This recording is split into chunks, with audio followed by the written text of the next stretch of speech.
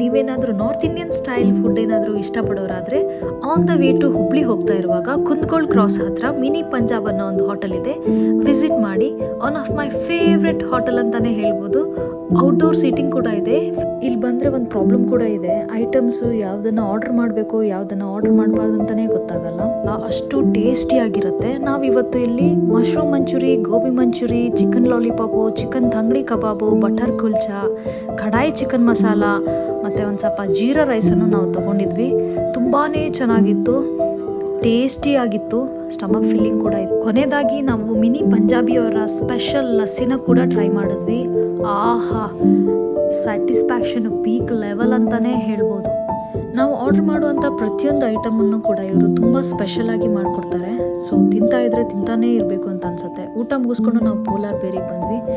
So last time birthday ಟೈಮಿಗೆ ನನ್ನ ತಮ್ಮ ತಂಗಿ ಇರಲಿಲ್ಲ ನನ್ನ ಜೊತೆ.